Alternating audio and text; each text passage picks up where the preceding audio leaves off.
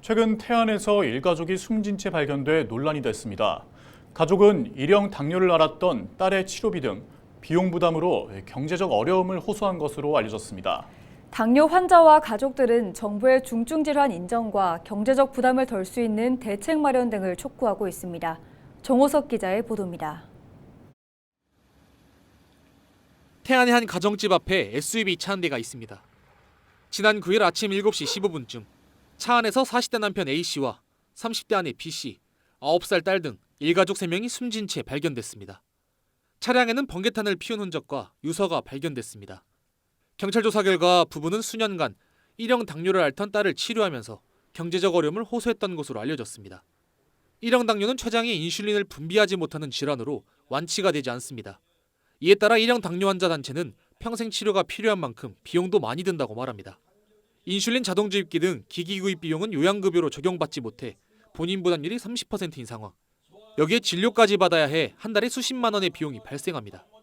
이런 가운데 정부는 2월 말부터 소아청소년 환자의 기기 구입에 대한 본인 부담률을 10%로 낮추기로 했습니다. 하지만 지적이 잇따르고 있습니다. 평생 받아야 하는 치료인데 성인은 대상에서 제외됐기 때문입니다.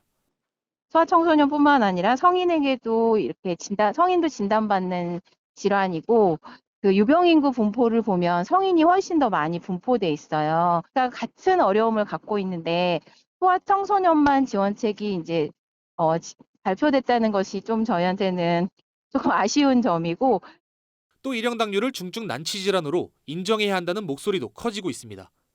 중증 난치 질환에 포함되면 상급 종합병원 치료비 본인 부담금이 기존 60%에서 10%로 줄어들기 때문입니다. 이에 따라 태안군은 소아청소년기 일형 당뇨병을 중증 난치 질환에 포함해 줄 것을 보건복지부에 건의했습니다.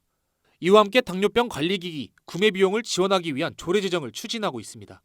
해당 조례는 일형 당뇨병 환자 현황 조사와 환자와 보호자를 대상으로 상담과 교육을 진행하는 내용도 포함됐습니다. 현재 전국 12개 지방자치단체가 이 같은 조례를 제정해 환자를 지원하고 있습니다.